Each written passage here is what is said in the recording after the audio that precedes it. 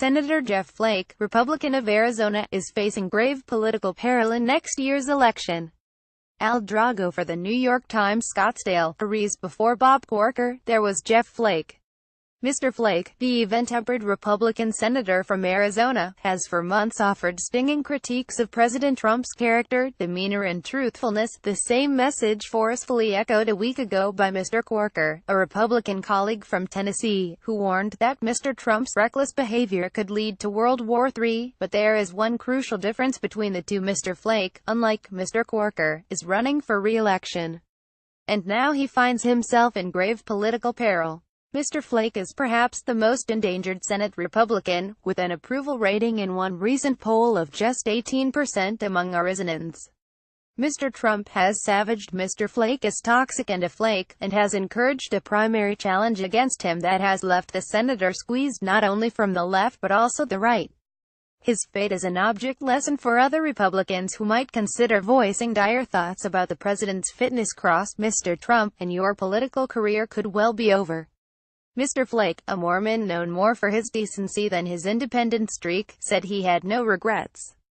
In an interview here, he ticked off some of his earliest criticisms of the president, from the days when Mr. Trump peddled the false theory that President Barack Obama was born in Kenya, to the time Mr. Trump referred to Mexican immigrants as rapists, to his call for a complete ban on travel to the United States by Muslims, before looking up and stopping himself. In which of those instances, the senator asked, should I not have spoken out? At what point should you not stand up and say, this is not right, this is not conservative, this is not where Republicans ought to be? Flake said he had known from the start that taking on Mr. Trump might do him political harm. Even before he declared the president's brand of populism a corruption of conservative values, he anticipated a tough primary challenge, given his policy differences with Mr. Trump on issues like immigration, trade and Cuba. The truth is, if my only goal were to be re-elected to mark time in the Senate, there are much easier paths, he said.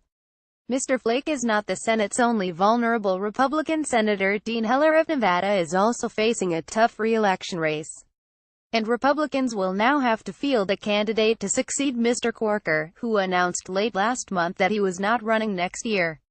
Senator Bob Corker, Republican of Tennessee, has also criticized President Trump, but unlike Mr. Flake, Mr. Corker is not running for re-election.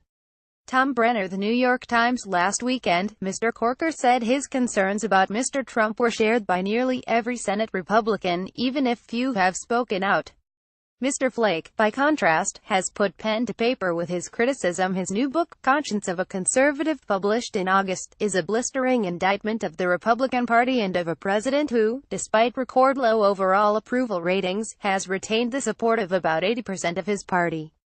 Mr. Flake's main primary challenger at the moment, Kelly Ward, made clear in an interview that she intended to paint Mr. Flake as an obstructionist to the America First agenda that Donald Trump touted on the campaign trail, and that the American people want to see enacted. Ms. Ward, an osteopathic physician and a former state senator, who ran unsuccessfully against Arizona's other senator, John McCain, in 2016, was busy preparing last week for her campaign kickoff. It is scheduled for Tuesday night, with the conservative radio host Laura Ingraham as the featured guest. Andy Sarabian, senior advisor to the Great America Alliance, a Trump-aligned group whose political action committee has been supportive of Ms. Ward, said Mr. Flake's troubles were entirely self-inflicted. If Flake wants to know why he's vulnerable, all he needs to do is look in the mirror, said Mr. Sarabian, who had a stint in the White House as deputy to Stephen K. Bannon, Mr. Trump's former chief strategist. He added no one told him to go out and be the face of the anti-Trump resistance in the Republican Party. No one told him to go out and write a book that was basically an anti-Trump screed. The reason the race is in play is because of Jeff Flake's actions. Mr. Flake said he felt compelled to write the book because Republicans had lost their way with the rise of Mr. Trump. His assessment of the president is biting. We pretended the emperor wasn't naked, Mr. Flake wrote. Even worse, we checked our critical faculties at the door and pretended that the emperor was making sense, while Mr. Corker had likened the White House to an adult daycare center and said Mr. Trump was treating his office like a reality show. Mr. Flake said in the interview that he might not have used those words. But he clearly agrees with his Tennessee colleague. A conservative is conservative in demeanor and comportment, not just policy, he said. And the way you conduct foreign policy as a conservative is that you are steady and measured and predictable. And that's not what we have now. Kelly Ward is, at least so far, Mr. Flake's main challenger in the Republican primary. Dominic Valente for the New York Times. Such comments have not gone over well at home, said Mayor Jim Lane of Scottsdale.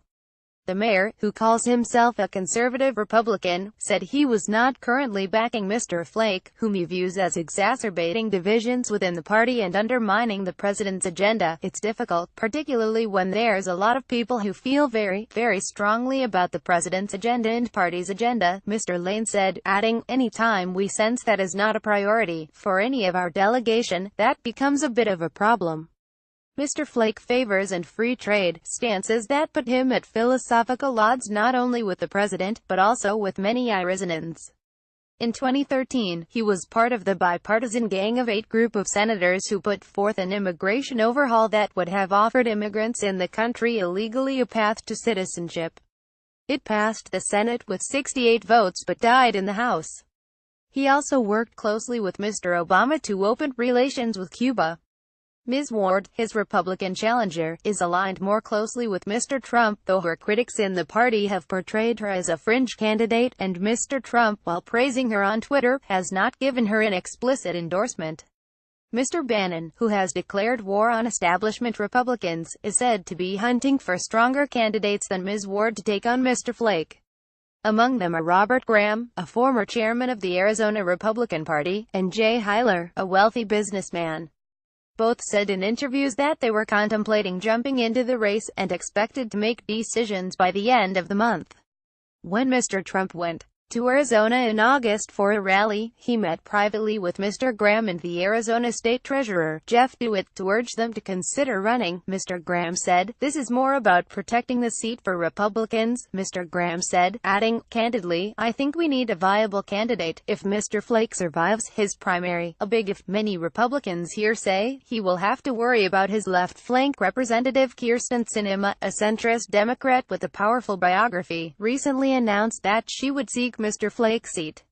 Rod McClough, a Democratic strategist here, said Ms. Sinema's entry into the race would make it more difficult for Mr. Flake, who has a firmly conservative voting record, though his mild temperament can make him seem more moderate, to appeal to swing voters. You've got a situation now where the swing constituency, independent women, are looking at this guy and saying, he's real right-wing, and then you've got the right-wing voters saying he hasn't been respectful enough to Trump, Mr. McCloud said. And the liberal base is fired up, and they can turn out in big numbers. Representative Kyrsten Sinema, a moderate Democrat, is also seeking Mr. Flake's seat. Bill Clark CQ roll call, via Associated Press. Indeed, each Friday at noon in the sweltering Arizona heat, a group calling itself Stand for Sane Government pickets Mr. Flake's office here. Among the regulars is William Riley, a family practice doctor who complains that despite Mr. Flake's criticisms of Mr. Trump, he almost always votes with the president. An analysis by 538, the political blog, found that Mr. Flake had voted with Mr. Trump 91.5% of the time. He wrote a book about the conscience of a libertarian, yet he's voted along the lines of the things he has criticized, Dr. Riley said. So my only conclusion is he doesn't have a conscience. Mr. Flake, 54, is a scion of a pioneer Mormon family and a product of the American West. He grew up on a ranch in the tiny northern Arizona town of Snowflake, which is named for his ancestors. Family legend has it that Brigham Young, the early Mormon leader, sent Mr. Flake's great-grandfather from Utah to settle in Arizona. The Flakes are a political family. The senator's father was once mayor of Snowflake, and Mr. Flake ran a libertarian think tank, the Goldwater Institute, named for the deeply conservative Arizona Senator Barry Goldwater. Before being elected to the House in 2000, in his early years in Congress, he developed a reputation as a budget hawk who challenged party leaders to get rid of so-called earmarks, in which federal money is steered to lawmakers' pet projects. But in the Senate, which he joined in 2013, Mr. Flake has not carved out much of a reputation, other than for being a nice guy. He's going to have to define who he is, what his record is and what he's accomplished, said David Winston, a Republican strategist in Washington. This is really going to be a vote about him and his incumbency, as to who he is. Mr. Flake puts it this way: I'm a conservative and, I think, the traditional sense of the word, a Barry Goldwater, Ronald Reagan conservative that believes in limited government, economic freedom, free trade, pro-immigration. That's the kind of conservative I am, and that's my record. But is that the kind of conservative who is welcome in the Republican Party in the Trump era? Mr. Flake smiled wanly. That, the senator said, is the question. Follow Cheryl Gay Stolberg on Twitter at @CherylNet.